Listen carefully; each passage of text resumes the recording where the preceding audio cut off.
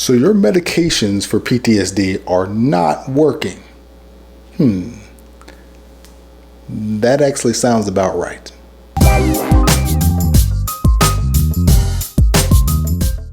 Hey, I'm Dr. McCleary, and in this video, I want to give you my top 3 reasons why your medications aren't working for your PTSD. Well, let me start this video by saying to my psychiatry peers, to the veterans that are listening to this video, and to my psychology peers, that I'm a big fan of medication when they are actually applicable. So for many different types of mental health disorders, medications are extremely helpful. And sometimes they're even first line of treatment for certain types of mental health disorders. Bipolar 1 disorder, schizophrenia. But with PTSD, there are multiple reasons why medications aren't always that helpful. My first reason that your medications aren't working for PTSD is actually pretty simple, and that's they're not supposed to. No medications out there on the market are directed towards your actual trauma, and your trauma is what is actually driving those PTSD symptoms. So without actually addressing the trauma, there's no way that medications can fully cover all that up. Now, it's not to say that medications can't be helpful for PTSD. And let me tell you how. There are certain medications that are very good at helping reduce the intensity and the frequency of nightmares, which is a common symptom of PTSD. There's also medications that can help with someone's mood that has been affected by PTSD, whether that is depressed mood or high anxiety. There are medications out there that can help with both of those symptoms. My second reason why medications aren't always helpful for PTSD is there's too many symptoms of PTSD. There are 20 different symptoms of PTSD, and they can show up all different types of ways. I did a whole video on what PTSD actually is, and I'll link it down in the description. But medications, at least as they stand today, do not tackle all 20 symptoms.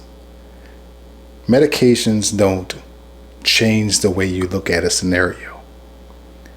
They don't change the potential loss that you had during your trauma. They don't change how you now look at other people or the world as a result of the trauma. And because of these things, medications, and it's not that they don't work, they just are limited because they cannot tackle all of the symptoms of PTSD, because a lot of the symptoms of PTSD actually take you doing something different and approaching the trauma and not doing this next thing. My last reason on why medications sometimes are unhelpful for PTSD is a reason that I talk about in what seems like almost all of my videos, and that is the role of avoidance. When somebody experiences a trauma, the last thing they want to do is re-experience that trauma. So often what they do is they avoid thinking about it, avoid feeling the emotions associated with the trauma, avoid people, places, situations that remind them of the trauma. They avoid anything that looks like, smells like, tastes like, sounds like the trauma. And sometimes what medications can do is they can actually help somebody avoid.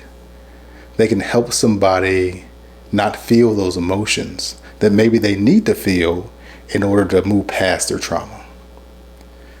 They can organize somebody's thinking, which helps with concentration, but also helps them be able to concentrate on avoiding that trauma that they need to work on.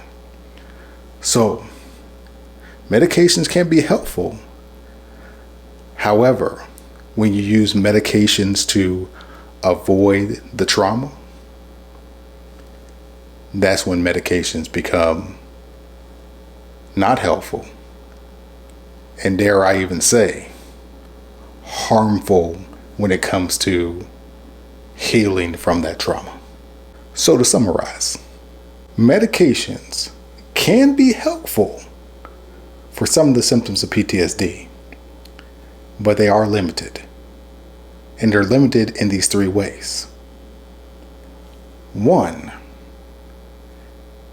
medications do not actually address the trauma, which is the reason for all of those PTSD symptoms. 2, medications do not address all of the symptoms of PTSD. And 3, and maybe most importantly, sometimes what medications can do is they can actually help someone avoid. And that's actually what we want to avoid. See what I did there? If this video was helpful for you, and I hope that it was, please like it. Subscribe to my channel if you want to learn more about PTSD and mental health.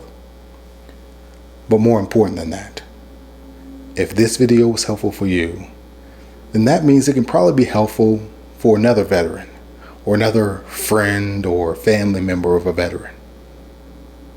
So I ask that you share it with them. Because at the end of the day, that's really what all this is about. One veteran trying to help another.